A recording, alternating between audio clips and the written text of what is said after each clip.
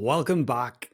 These are our longer form conversations. And I tried this last month, got great feedback from you amazing humans, where I just kind of share with you lots of things that have been unfolding over the last month in my life, from the conversations that I'm sitting down with world leaders, to high performers, to the stages that I'm standing on all around the country and around the world, the things I'm learning from people and seeing patterns and trends. And I want to share some of that stuff with you to help you in your life with your mission, because we're all on our unique missions, right? In our own industries, with our own goals. But there are certain things I'm learning and seeing that I feel could really support you on your mission. So we'll get into it. There's a few things I want to cover off. But I guess the first thing is gratitude, starting with a big thank you to each of you. You know, if you went and bought my book, Habits of High Performers, thank you. For those that are watching rather than listening right now, I'm holding it in my hands. As you see, it's hard to hide this book. It's bright orange. But Habits of High Performers went to #1 best-selling book in its first week.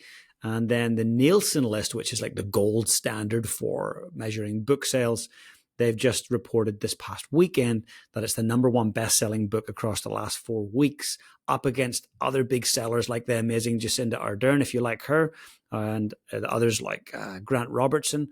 So yeah, feeling pretty humbled and deeply appreciative to you guys for supporting the book. It's a book that's practical, pragmatic, applicable to our everyday lives, our work. And so the feedback I've been getting from you guys is that you're getting stuck into it, you're applying it, you're using it with your teams. I even had a guy say, James, I've read a quarter of it this weekend, and I want you to come in, work with 300 of my team. I want them all to get a copy.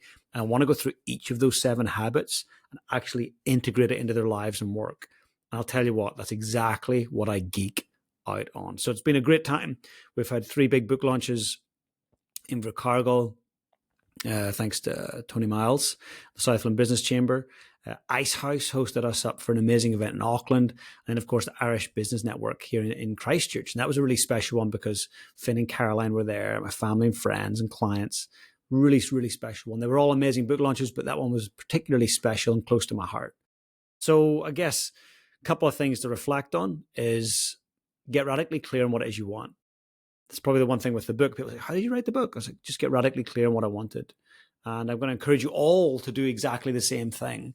Look, I wanted to share some insights from keynotes. So often when I'm speaking with people, they share insights. They share even afterwards when Q&A is finished, they come up quietly and they share some intimate challenges or problems or goals that they've got. And I start to see these rhythms turn up. And I want to share those with you because you're here because you invest in your personal growth. You're committed to personal mastery. So the first thing I wrote down here was mindset. Like I get asked a lot about mindset. Well, first things first, let's define it. Mindset, in my view, is a set of beliefs that shape how you make sense of the world around you. So if you're struggling with day-to-day life or work, if you're having troubles getting motivated, often it starts with your BS, your belief systems. And so taking the time to rewire your beliefs will help you rewire your mindset. But often people say, oh, adopt a motivational mindset, adopt a growth mindset. It starts with beliefs. What are those beliefs that shape how you make sense of everything else around you? So that's the first thing I always challenge my clients to do. Whether it's a one-to-one client or working with a team, like what do we believe about our chances of success? What do we believe about success itself? What do we believe about failure? What do we believe about money? So those things are, I would say, global beliefs that we've all got to take the time to get clear on. In the book, as you'll know, for those that are reading it or have read it, there's a whole exercise I've got in there for you to rewire your BS to set you up for success. So take a look. Next thing I wrote down here is mediocrity. Mediocrity is arguably the thing that we're all fighting. If we don't do anything, we will fall back to mediocrity. So if we choose to not go to the gym, if we choose to not eat well, if we choose to not read the books, if we choose to not do the work, if we choose to not uphold the standards, we fall back to mediocrity. How would you feel if someone said when you walked out of the room, you know what? You are so mediocre. They're so mediocre at what they do. I don't know about you, but I would be pretty unhappy. I wouldn't want that to be the case. We all want to be high performers, but high performance isn't a birthright. It's a choice. It's a habit. So I want you to really think about this idea of mediocrity.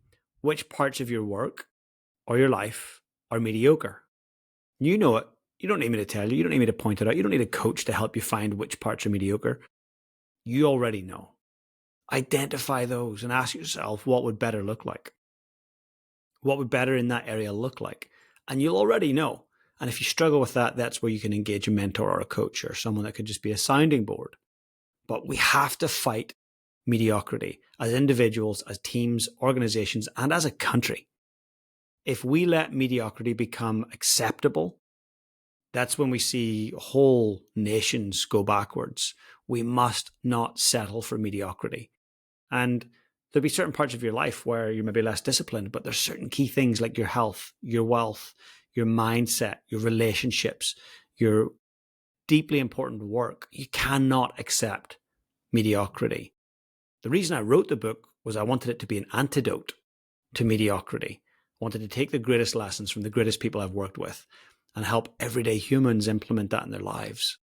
So that's the one thing I'm hearing more and more as I go around speaking at different events and speaking for different companies is this idea of how do we not settle for mediocrity. And in fact, up in Auckland, the Deputy Prime Minister showed up to my book launch and was deeply engaged and so curious. And in fact, he had a very cheeky question at the end, and he said, "Hey, James, what makes your book any better than Stephen Covey's 7 Habits of Highly Effective People?" I thought, what a great question. And I think everyone else appreciated it as well. And I said, look, awesome question. Look, the book was written many years ago with a very different context and a different world. A few things have changed. On the expectations on males have changed, and the expectations on females have changed in terms of gender norms, gender roles. All of us are expected to do a lot more. And so we should. I think it's great that we all share the load. But there's challenges that come with that. This book that I've written has been written with that in mind. Also, this book has been written with holistic high performance in mind. How do we perform above the standard norms whilst maintaining healthy relationships and well-being? Because as you know, if you've been listening to the podcast for a while, that's something I didn't always do well. I might have been a 7-time world champion, but my marriage ended in divorce. My health was average. I had a really strong relationship with alcohol.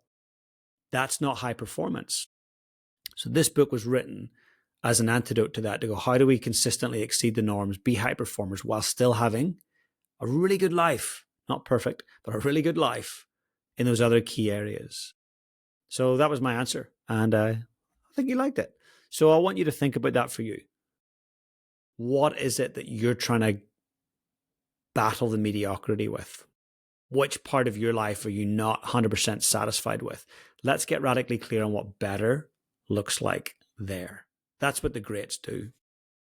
What else have we got down here? Oh yeah, I've got a wee trip I'll tell you about, but HPL.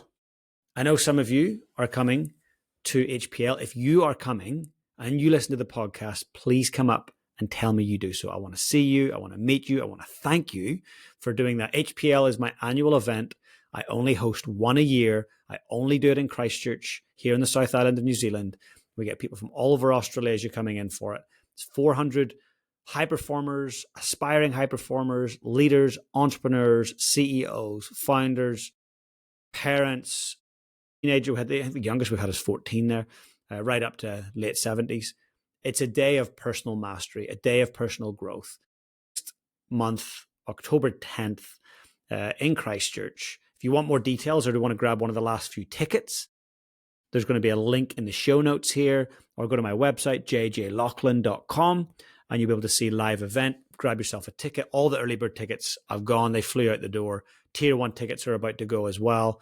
So if you want to get them, get in soon. We've got Sam Whitelock, most capped All Black of all time, as one of our special guests. We've got Dr. Alia Bushalova, who was the former lead psychologist of the New Zealand SAS. And my God, does she have an epic story to tell. And I mean phenomenal. She was taken hostage in Syria. I'm not going to tell any more of her story. You've got to come and listen. Phenomenal. And of course, the amazing Dom Harvey, broadcaster, athlete, author, talking about his life and how we apply the lessons he's learned throughout the years, 31 years in the business, and how we apply that. So it's going to be an amazing day. The people you'll rub shoulders with as fellow attendees, I promise you, you will love. It's just a day of high performance, a day of learning and growth. So love to see you there. And if you've got a book, bring it along. Love to sign it. If you don't, I'm sure we'll have a bookseller there, a local bookstore. I love to support local bookstores. We'll have a local bookstore there with some books. If you want to grab one or grab one for some of your friends, I'm happy to sign it. But yeah, very much looking forward to it. And for you Aussies, if there's any Aussies listening, I'm heading your way very, very shortly. Going to go over there for a week with Caroline. And the book has taken off in Australia, #1 on Amazon. And it's stocked in lots of the good bookstores. So we're doing a bit of a media tour, tons of podcasts, TV, radio. Yep, radio's still alive. So looking forward to that. So if any of you are over there, please say hello. I'll be in Sydney for the bulk of the trip, but would love to see you. So I want you to think about, as you look at the week ahead, look at the month ahead, what's your MVP, your most valued priority? High performers say no a lot. They say no to the noise. What are you going to say no to this week? I'd really love to know. And for those of you that are wanting to take their performance to the next level or their team, let me know. I've got a few spaces next year for keynotes. It's already booking up. First half of the year is already, I would say, close to chocker. But if anybody wants, I've got any big events coming up, any celebrations, any annual conferences, let me know. I love speaking to audiences, connecting with them, speaking about high performance, and particularly the habits of high-performing cultures and individuals. But for now, please get out there and lead your life on purpose.